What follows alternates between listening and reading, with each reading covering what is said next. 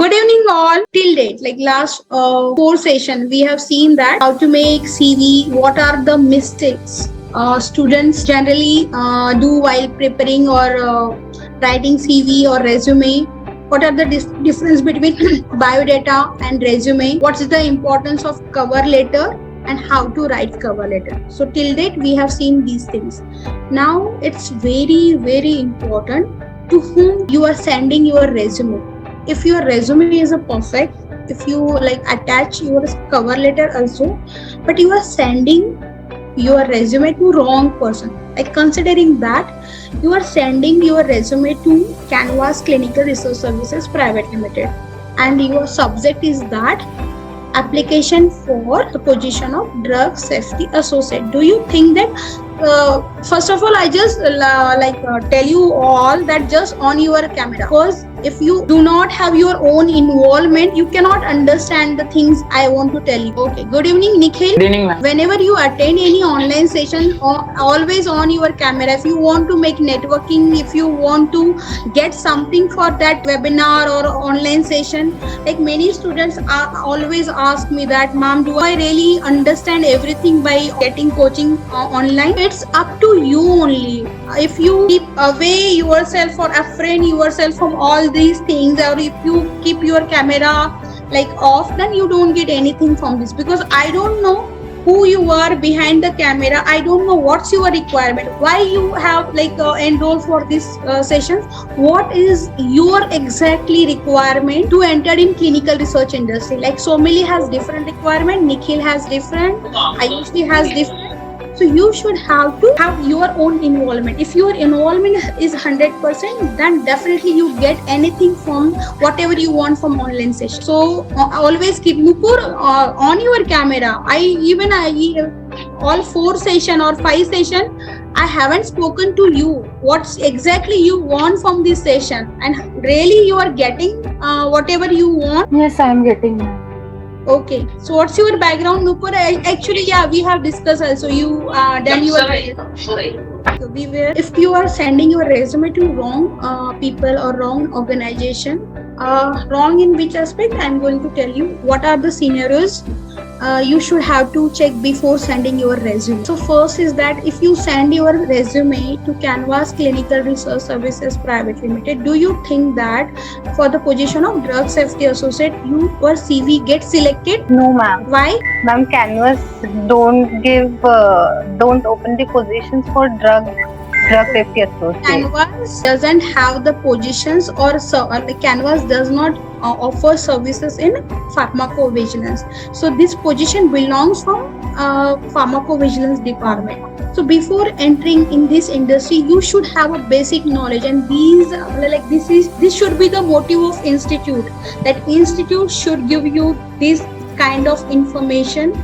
If you want to make your roadmap, like the role of institute is that they should help you to make your growth driven roadmap for your career or for your dream, for your goal. It's not like every student till today, whomsoever I have contacted or they have contacted me, they just ask one question, ma'am, do I get the job? Do you place me? Do you give me assistance? But no one till date asked me that what kind of assistant really I required. Do you think that whatever the Mayuri required, Somili also have required same help? No. Somili's requirement is something different.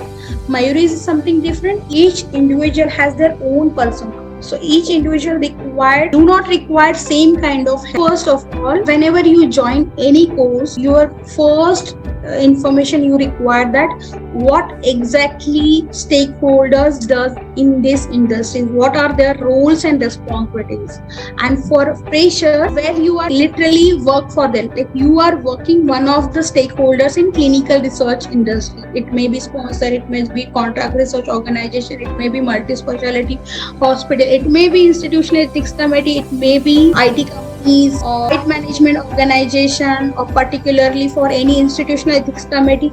So if you does not know that for whom you are working, So how could you apply or how could you make your CV as per the requirement of industry? So these are the motive. Like many people tell me that I joined this industry because I am very interested to join this domain. And if I ask them why you have this interest, so just they said that one of my friend is working in this domain and I like the things whatever that friend has told me, or one of my senior has worked me.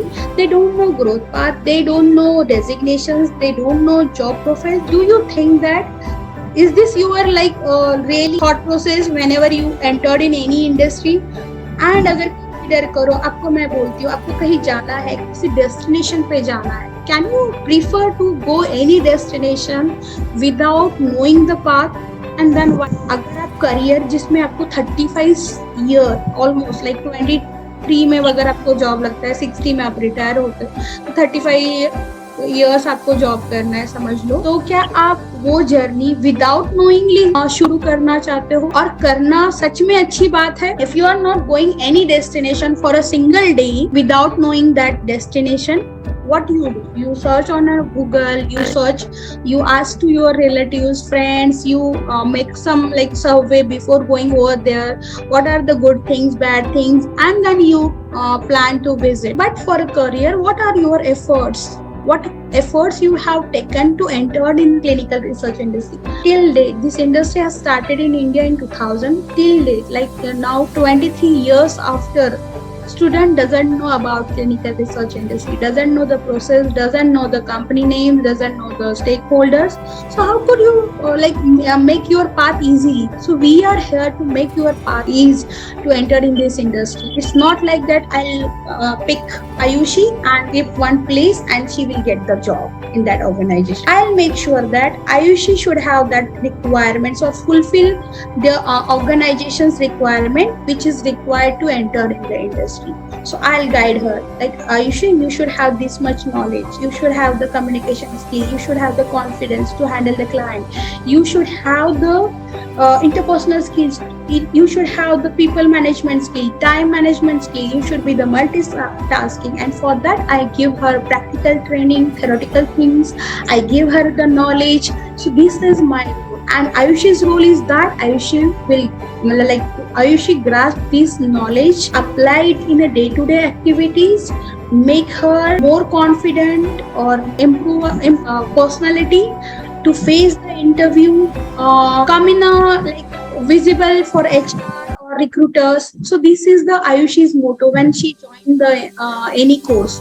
So I guide students, don't go this way, you don't get anything if you believe on someone that person will do everything for you. You should also have to do correct or have to grow to develop or to enter in this industry. So अभी ऐसा है कि हाँ, अगर आपको ये पता नहीं है कैनवास क्या काम करता है, how could you apply for canvas, और आपको कैनवास का नाम कैसे पता चले? There are 2-3 ways to know that organization, how you will know about the organization. So first, course, from where you are doing the course, you should understand the stakeholder, their faculty's duty, like someone is teaching you clinical operation, so they should have teach you like which are the roles and responsibilities of sponsor and contract research organization, and what currently which are the organizations working for India, working for globally, how you can apply for these organizations. And your role is that if they are not telling you, you should have asked, tell me the company name, segregate the difference between tell me the difference between sponsor and contract research organization.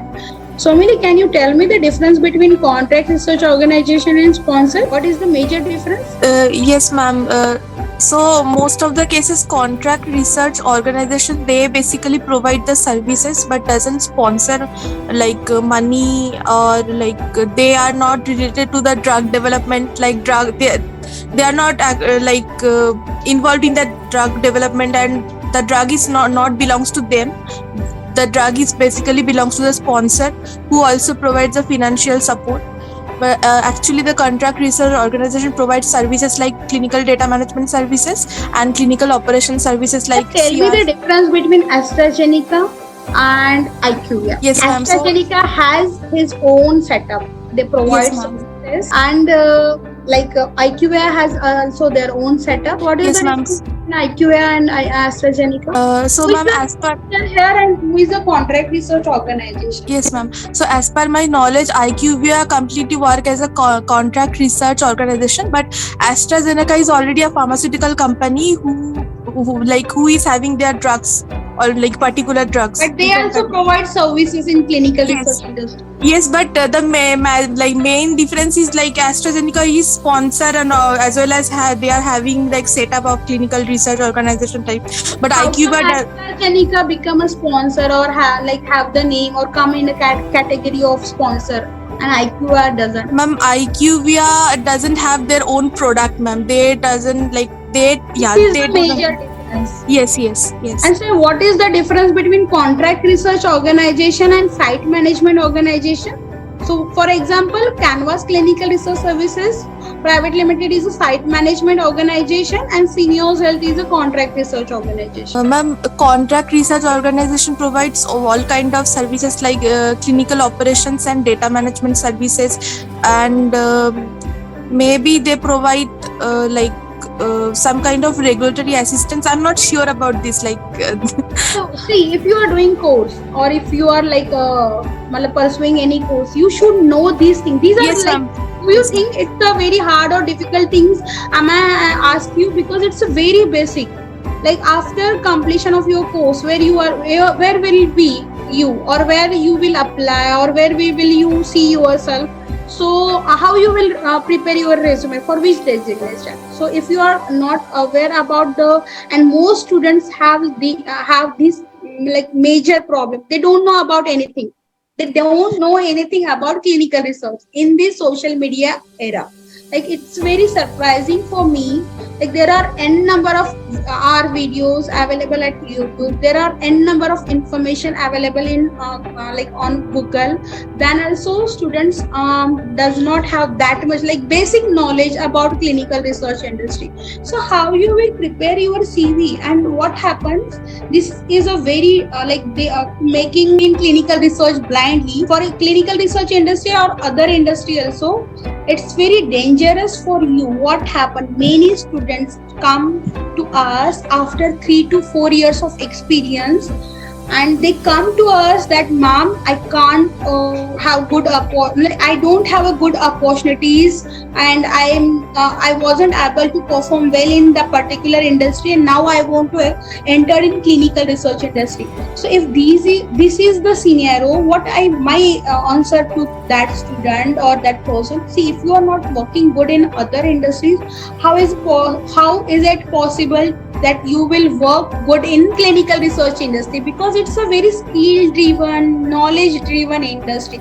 You can grow over here literally in a good way, but for that you should have to put your efforts also. It's not like you entered and like company will uplift you. It's not the scene, or it's not the case. My concern is that now if you are pursuing course, first have a focus on stakeholders, their role and responsibilities, and have some practical approach also. If you get the internship over there, it's like very good things.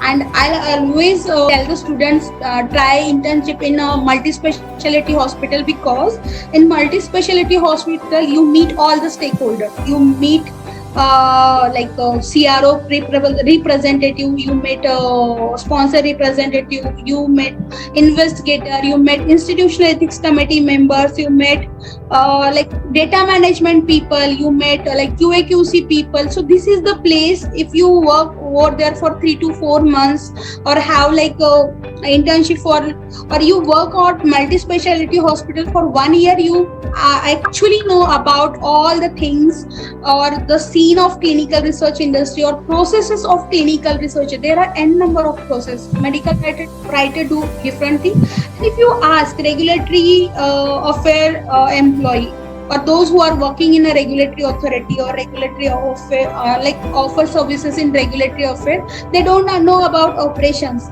If you are asking CDM people that what exactly happen in other process, they don't know. But if you ask clinical operation people, they know everything. And why I know everything? Because I have worked in clinical operation. So in clinical operation you have n number of things or n number of opportunity. You have broader niche, and if you work in a like smaller domain, for a smaller niche, like only you, or if you deliberately enter in particular domain like PV or regulatory affair or ETMF, then also you always have this approach that you should know everything because you are working in that industry. If you are not aware about the processes, and it's not like that, initially what we are like, we want one job, but after that we want hike in position, we want hike in salary. Then you will think as the experience grows, you want like you should have to give up freelancing services to other in other domain also. That time wasn't good that you will search other things. This is the process. Actually, you should have to increase your knowledge gradually. So first, if you are pursuing course, and if you are not pursuing course, then you don't understand the stakeholders, and you don't understand companies and their processes, and then you can't make the CV as required. Like if you are applying for TCS, okay, so do you know that what exactly the process for recruitment, how they conduct their interviews, and then how you will make the CVs, what are their criteria? So in our institute we are teaching, or we have included this part also. If you are going to TCS, if you are going to IQVIA or IQVIA, or if you are applying for any startup company, what is best for you to apply in a startup, apply in a multi-specialty hospital, or apply in a like quality organization, or like a contract research organization, or any CR, any IT companies? What is beneficial for you? Are you really deserve to get job in a like this kind of company? What is suitable for you? All these things we have discussed with the students during their curriculum. So first thing, you know the stakeholder, then you know the organization name, and then if you know the organization name, then you have done your SWOT analysis. Third thing, your SWOT analysis. What we tell student to do? See, like if you are like you don't have the like plan, you are like residing in tier 2 city, you can't move out. Then what you in a clinical research industry to enter? और अगर ऐसा कुछ है कि आपको मतलब नहीं समझ में आ रहा, बहुत वीक कम्युनिकेशन स्किल है, बहुत एफर्ट्स, किसी को 1 मंथ में अच्छा हो जाता है, किसी का 6 मंथ्स में होता है, किसी को भी देने पड़ सकता है. So what till that time you will wait to enter in like have the preparation only? No. So that time you just have to focus on your skills, your strength, your weaknesses, how much time do you require to improve these things, and then you select the company.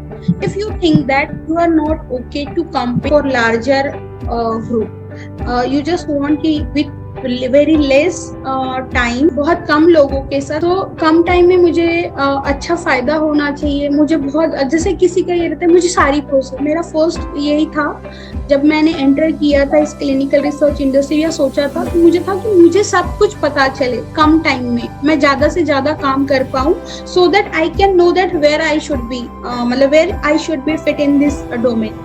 तो मैंने startup join किया था, या मैंने ऐसी जगह काम किया था जहाँ सब कुछ मुझे ही पहले हैंडल करना है. मतलब छोटे छोटे प्रोसेस में मैं जैसे एक जितना बड़ा ऑर्गेनाइजेशन रहता है उतने ज्यादा प्रोसेसेस होते हैं, उतना ज्यादा नीश स्मॉलर रहता है. सो आप छोटे ही नीश पे काम करोगे ज्यादा टाइम तक, आपको बहुत सारी चीजें नहीं पता चलेगी, आपको एक्सपीरियंस नहीं आएगा. So this is the way to do the SWOT analysis. And then fourth thing, अभी आपने अपना SWOT analysis किया, so now you thought that कि हाँ मैं पहले साइट मैनेजमेंट में टायर 2 सिटी में रहती हूँ, तो I will go for site management organisation में मैं काम करूंगी. अब उसमें आपके एरिया में कौन कौन से कंपनीज है, तो आपको पता चला canvas clinical research services private limited, ये एक ऑर्गेनाइजेशन है जो अच्छा पे देता है, और जिनका ऑफिस यहाँ पे है. जो ये मेरा पहला जॉब है, तो मुझे सबसे पहले ये सीखना पड़ेगा कि जानना पड़ेगा कि मुझे लर्निंग कहाँ अच्छे से मिलेगी. लाइक मैं मेरा 1 साल दे रही हूँ उनको, या 2 साल दे रही हूँ, तो वहां से मैं क्या लेके जाऊंगी. तो मतलब वो सब चीजें मैं उनके जो एक्स एम्प्लॉइज है या फिर उनका जो रेपो रहता है इंडस्ट्री में या नागपुर सिटी में या जो भी सिटी में वो लोग सर्विस दे रहे हैं, ये आपको पता चलेगा। आप उनका ऑनलाइन प्रेजेंस कितना है। सो जो कंपनीज या जो लोग बहुत अच्छे से काम कर रहे हैं मार्केट में, उनका ऑनलाइन प्रेजेंस भी बहुत अच्छा रहेगा। आप उनको देखोगे ऑनलाइन भी बहुत सारी एक्टिविटीज उन्होंने की रहेंगी। सो उससे भी आपको एक अंदाजा आएगा। एकदम नया नाम सुना जिसका कुछ भी नहीं है, जिनके आप और जैसे ऐसे लोगों से मिल रहे हो जो बोल रहे नहीं ये लोग फ्रॉड करते हैं वगैरह, या इनके यहाँ कल्चर नहीं है या लर्निंग नहीं मिलता, तो ये सारी चीजें आपको लिंक्डइन से पता चलेगी। आप ऑनलाइन जो देखोगे उनकी एक्टिविटीज से उससे पता चलेगा वो लोग किस चीज पे फोकस दे रहे हैं। वो लोग क्या क्वालिटी पे फोकस दे रहे हैं, प्रोसेस पे फोकस दे रहे हैं, या जस्ट वो अपना ही बता रहे कि हम ये है वो है, बट वो चीजें नहीं है। उनके एम्प्लॉइज को भी आप फेस टू फेस मिल सकते हो, वो लोग कहाँ वर्क कर रहे हैं। जैसे लिंक्डइन से आप किसी को मिले, like I met Somili, okay, when I travel to Bangalore and I asked Somili, I just want to meet you and want to know about your experience, and I just want to like don't take your much time, but I would like if you give me a few minutes of you. So definitely अगर हमारा इतना conversation होता है तो सोमिली या मैं, अगर मुझे कोई मिलने आता है तो मैं ये नहीं बोलूँगी कि हाँ मैं बिल्कुल टाइम नहीं दे सकती। एंड उसमें मैं अपने स्पेसिफिक मेरा क्वेश्चनर तैयार है। You should have that questionnaire कि यार आपने क्या सोच के, अब you can't believe on anybody कि हाँ मैं बस विजय भक्ते बोल रही इसलिए मैंने ज्वाइन किया। So you should make your questionnaire कि अच्छा इनको मतलब अगर मैं अच्छा काम कर रही तो मेरा कुछ रेपो होगा। सेकेंड थिंग, मेरा नॉलेज से भी आप पता कर सकते हो कि मैं क्या बोल रही हूँ। मैं अगर बस आपको ग्रीड क्रिएट करवा रही हूँ आपके दिमाग में, हाँ ये ऑर्गेनाइजेशन में जाओ, यहाँ इतनी सैलरी है, ऐसा है, इतने लैक्स मिलते हैं, that means I am like person जिस पे आप ट्रस्ट नहीं कर सकते। बट हाँ मैं आपको ऐसी कोई चीज बता रही हूँ जो सही में आपको लगता है, हमारा सिक्स सेंस भी होता है कि मैं बता रही हूँ हाँ अभी ये सीनियरो है इंडस्ट्री का, इतने दिनों में ऐसा होगा। स्लोली ग्रेजुअली आप बढ़ोगे। फर्स्ट आपको लर्निंग ही करना पड़ेगा। People won't trust on you initially, but हाँ डे बाय लाइक जैसे जैसे आप अच्छा काम करोगे तो आपको समझ में, आपको रोल एंड रिस्पॉन्सिबिलिटीज में समझा रही हूँ, तो ये चीजें आपको नए लोगों से मिलके पता करनी चाहिए। इस तरह से आपका क्वेश्चन है होना चाहिए। अब आप नए लोगों से भी मिल रहे हो, आपने अब कंपनी का वेबसाइट देखा, तो कंपनी के वेबसाइट देख के भी आपको बहुत सारी चीजें कि कंपनी किस चीज पे फोकस कर रही, कंपनी का विजन क्या है, लॉन्ग टर्म गोल क्या है, ये सब लिखा रहता है। एंड देन आपको उनके सर्विसेज पेज पे जाना। Each and every time whenever you apply for any organization, before applying to that organization, visit their website page।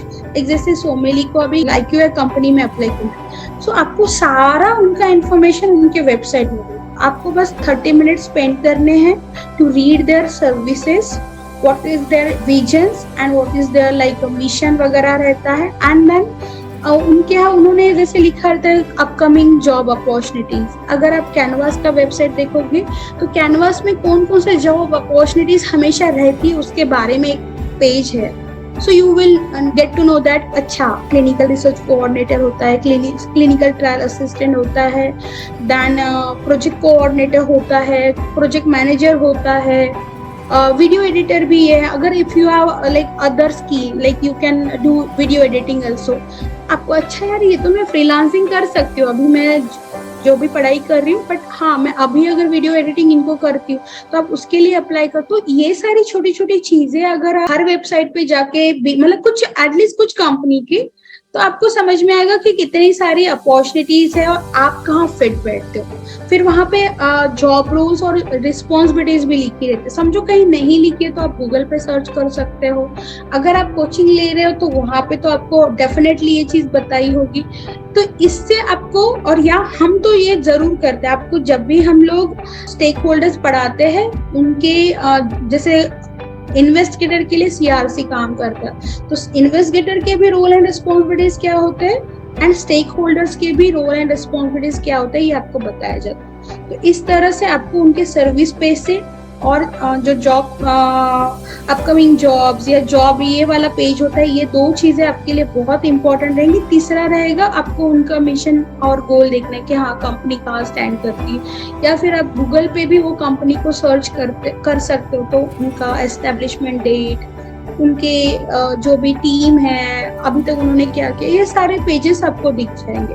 तो अगर ऐसा आप 30 मिनट्स टू 160 मिनट्स तक का सर्वे करते तो दैन अगर आप अपना रेज्यूमे और कवर लेटर बना रहे जिसमें आप कहाँ जाने वाले हो, आप क्या हो, आपको क्या करना है और कौन से पोजीशन की कर रहे हो, ये सारी चीजें को अच्छे से पता है, तो आपको डेफिनेटली अगर इतना मतलब कॉन्फिडेंस रहेगा आपके बॉडी लैंग्वेज में, आपका जो प्रेजेंस रहेगा वो ऑल मतलब जो अभी आपके आजू बाजू के आपके कंपिटिटर्स है या कैंडिडेट्स है उनसे तो डेफिनेटली अलग रहेगा। और ये चीजें करने के लिए आपको बहुत ज्यादा टाइम नहीं लगेगा। अगर आप फार्मा ग्रेजुएट्स हो आपको विद इन 6-7 मंथ्स में ये कर सकते हो। आप अगर बीएससी एमएससी हो तो आप 1 साल लगेगा, बीएससी वालों को थोड़ा और ज्यादा। ये टाइम क्यों दे रहे हो? क्योंकि आपको ये बैकग्राउंड तक आने के लिए जो प्रिपरेशन है वो हर एक का टाइम मतलब एक जैसा नहीं रहेगा। आप खुद सोचो, जब भी आप कोर्स करते हो आप किस इंडस्ट्री में जाने वाले हो, किनके साथ compete कर रहे हो। Like I am a pharma graduate and I am competing one of the doctor और my clients will be doctors in this industry। बहुत सारे ऐसे डॉक्टर्स हैं जो मतलब इन्वेस्टिगेटर्स डॉक्टर्स होते हैं और प्लस जैसे भी लाइक मेडिकल राइटर्स है, वो एमफार्म है या फार्माडी है, डॉक्टर्स है, तो ऐसे लोगों को डील कर रहे हो जिनको दे आर हाईली क्वालिफाइड और उनको अच्छे से फार्माकोलॉजी का नॉलेज है और मैं जो हूँ मुझे नहीं है। Do you think should I sustain in front of them as a like if they are my client and do you think then organization will hire you? तो ये चीजें अपने सोचनी चाहिए कि मुझे और फिर मैं आपको कैसे जॉब लगाऊंगी। Like if you skip this part कि नहीं मैं प्रिपरेशन ये वाला नहीं करूंगी, मुझे तो वो जॉब जॉब लगा के देने वाला है, वो मेरा रिलेटिव फलाना फलाना उस कंपनी में है, उसने बोला है, वो इंस्टीट्यूट को मैंने 50,000 दिए तो वो इंस्टीट्यूट लगा। लिटरली बता रही, इस स्कैम में अगर आप फंस जाते हो ना आपका बस टाइम वेस्ट और मनी वेस्ट होने वाला। तो आपको सोचना है खुद से कि भाई रिक्वायरमेंट क्या है, लोग क्यों लेंगे मुझे जस्ट बिकॉज इतना सस्ता है जॉब कि 50,000 देने पे जॉब लग जाएगा 35 इयर्स तक या 2 साल तक कोई आपको बर्दाश्त करेगा। और आपको जैसे अगर समझ लो आपका 15,000 भी सैलरी है तो कितना होता है 6 लाख वगैरह, मतलब अराउंड 1.80 मतलब 3 लाख आपको कोई देगा जस्ट 50,000 पे। सच में ऐसा होगा? ऐसा नहीं होता है। सो अगर आप ये स्कैम से बाहर निकलते हो, आप रियल और इससे मतलब बहुत बार बच्चे बोलते कि मैम आपकी बातों से हमें बहुत डर लग रहा है। मैंने कहा नहीं, ये रियलिटी है, ये अगर एक्सेप्ट करोगे तो आप खुश रहोगे। आप अभी जैसे आपको ऐसा मैं नहीं बोल रही कि कल आपको सब पता होना चाहिए, इट्स अ ग्रेजुअल प्रोसेस और वो प्रोसेस भी मैं आपको बता रही कि भाई आपको कैसे ऐसा नहीं होगा कि पहले ही दिन हम क्लिनिकल रिसर्च पूरा सिखा देते सारी सब्जेक्ट देते। पहले हम लोग आपको धीरे धीरे क्लिनिकल रिसर्च इंडस्ट्री क्या है, कौन सा ऑर्गेनाइजेशन है, स्टेक होल्डर्स क्या है, फेजेस क्या होते हैं, फेज क्यों है, मतलब फेज 1 फेज 2 ऐसे क्यों होता है, डायरेक्ट मतलब एक ही फेज पे सारा क्लिनिकल ट्रायल क्यों नहीं करते हैं, फिर उसके टाइप्स कौन कौन से होते हैं ट्रायल के, कौन सी ट्रायल्स होती है, फिर स्पॉन्सर क्या करता है, सीआरओ क्या करता है, एसएमओ क्या करता है, दूसरे का ऐसे सब, फिर कौन सी गाइडलाइंस यूज करते हैं, वो गाइडलाइंस क्यों होती है, गाइडलाइंस नहीं रहेगी तो क्या रहेगा, कौन से कंट्रीज उसमें इन्वॉल्व है, हर एक कंट्री की अलग अलग गाइडलाइन क्यों है। ऐसे धीरे धीरे करके आप सीढ़ी चढ़ोगे एंड इसके लिए टाइम लगेगा और वो टाइम आपको देना चाहिए। कंसिडरिंग दैट आपको ये सब नहीं पता, आपने एंटर कर दिया, बस किसी को पैसे दे दिए, तो आपके साथ क्या होगा आप सोच लो। जिस दिन वो इंसान का हाथ आपके सर से हट जाएगा आप जमीन पे आओगे। तो क्या आपके लिए अफोर्डेबल है? मुझे एक चीज अभी भी याद है, एक लड़का मुझे मिला था, he was like 32 years old and he come to our institute। मतलब आज भी वो सीन मैं भूल नहीं पा रही हूँ, उससे मुझे भी ना मैं भी डिस्टर्ब हो गई थी।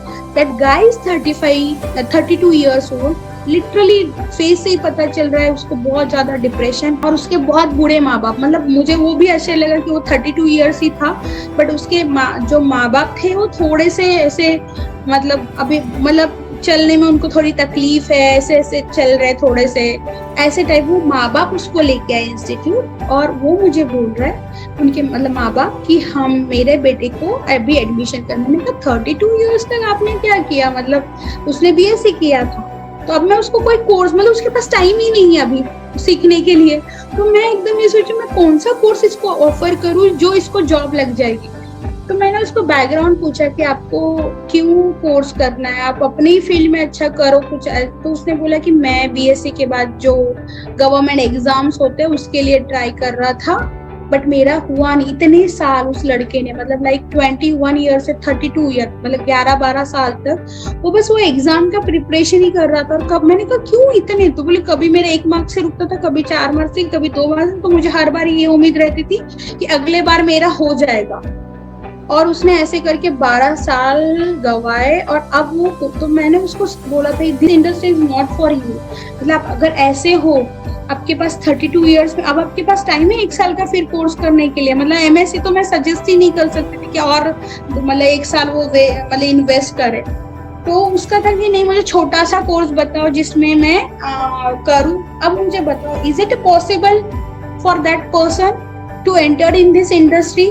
सबसे पहला प्रॉब्लम उसका एज, उसको कम्पीट करना अपने से छोटे बच्चों के साथ। कंपनी नहीं पूछूंगी मैं तुमको क्यों लूं करके, मैं तो ऐसे लोगों को लूं जो यंग पोटेंशियल है।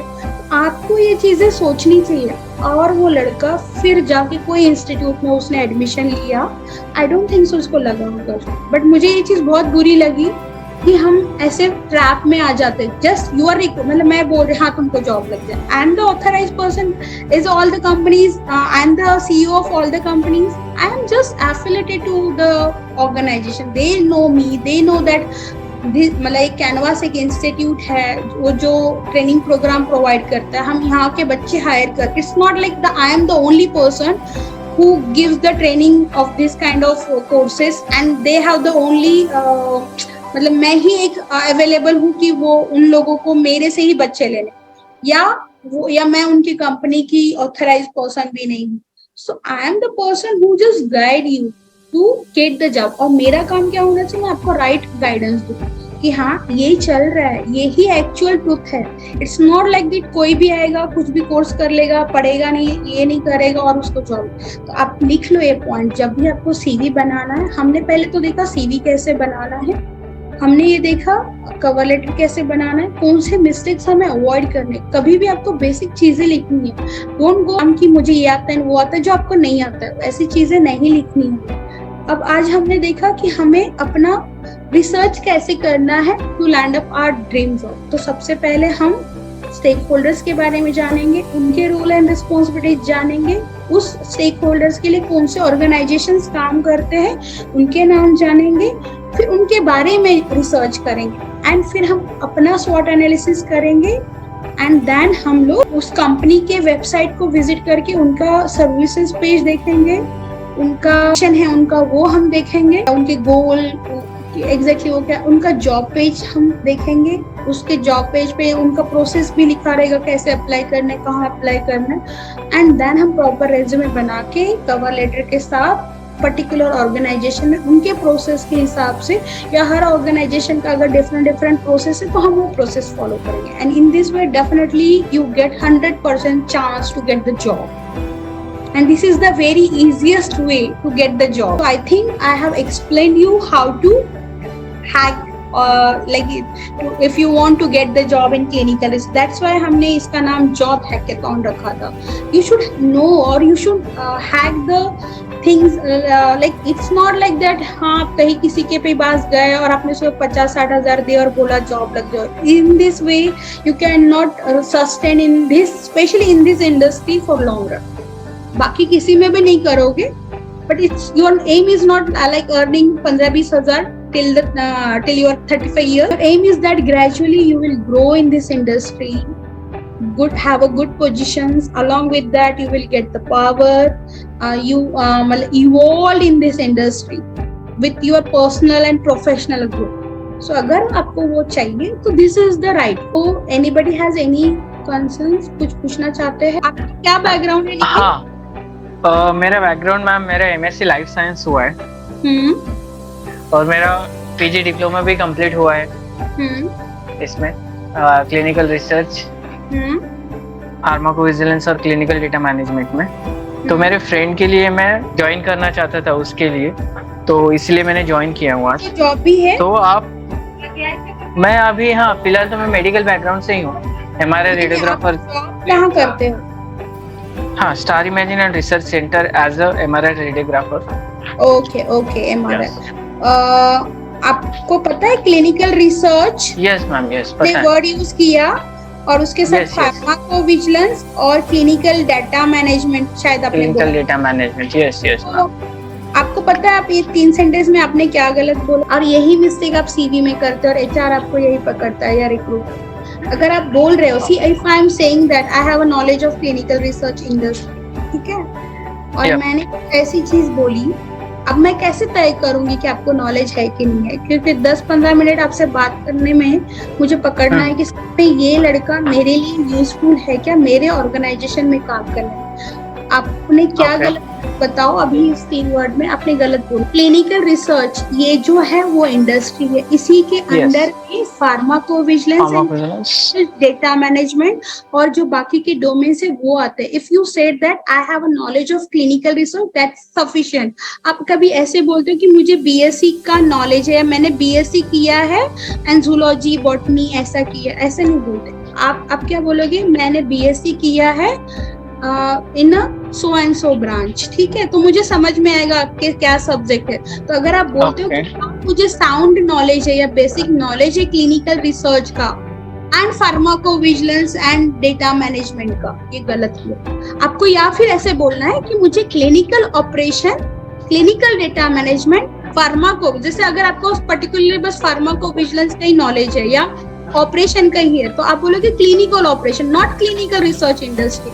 So these are the things deliberate, मतलब I don't know students write in their CVs कि have a key like area of interest में clinical research, pharmacovigilance and data management. This is not a right way to write in a answer. CV. Yes yes, sorry ma'am, एक बात बताना चाहता हूँ। सो ये मुझे पता है मैम। सो मैं आपको, आपकी जानकारी के लिए मैंने इससे बोला था। सो जब भी मैं बाहर बात करता हूँ तो नहीं सुनो, It's आप okay. अगर ऐसा बोल रहे हो ना, सो नहीं, मैं सिर्फ आपको कि मुझे नॉलेज है, तो अगर आपका this is the right way और पाथ और platform to show your knowledge, because I can rescue any organisation when, like जैसे आप समझ लो कोई सिटी में रहते हो और मुझे पता चला वहाँ vacancy and I click Nikhil वहाँ पे है, उसको जॉब की जरूरत है और वो ढूंढ रहा है, but now you give me the impression कि नहीं, निखिल को नॉलेज नहीं है। So it's if you are like having any platform where you are speaking, आप आपका नॉलेज डिस्प्ले करो, आप बताओ कि आपको कितना अच्छे से पता है, so that आप ऐसे, यही फायदा होता है ये वेबिनार्स का कि आप नेटवर्किंग करो। नाउ आई हैव आइडिया कि कोई निखिल ने मेरा वेबिनार अटेंड किया था, if I have a vacancy I definitely approach you कि अरे हाँ निखिल का कोर्स हो गया है, he can do things for me over there. तो in this way आप जब भी किसी सीनियर से मिलते हो specifically for this industry और आपको भी ज्वाइन करना है, so this is the like good way, आपको मतलब ये प्लेटफॉर्म आपको वहां तक पहुंचा सकते हैं। Yes ma'am, yes. तो मेरे मैम कुछ सवाल थे।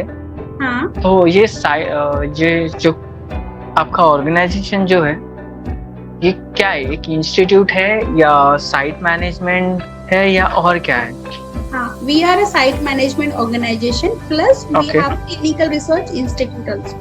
ओके, सो इसका, ये कोर्स का पूरा ड्यूरेशन कितना है? It's like customized courses for BSc graduates or MSc students, or for a Pharma D or B Pharma or M Pharma students. We have a like customized our Okay, courses according to because their education. हाँ, their requirement. Like अगर मुझे लगता है कि BSc students को या MSc students को मुझे एनाटॉमी, पैथोफिजियोलॉजी और फार्माकोलॉजी भी, मतलब मुझे बैकग्राउंड भी देना, see how you will understand clinical research.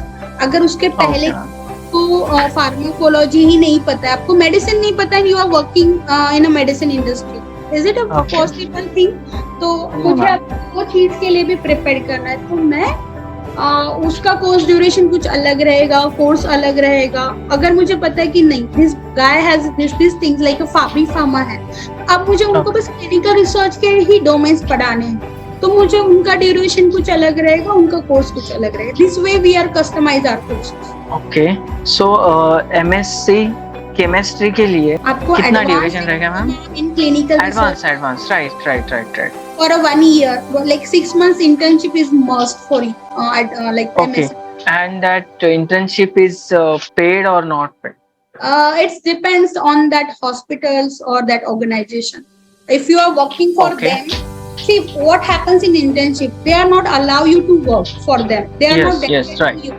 They just give you permission that you will come their premises. What you can watch their activities, you can Yes, ask questions to them. If this Yes, is the job profile, then they won't pay. Yes. So why I'm asking this question for stipend, because a student coming from village, so he can just afford their accommodation and food.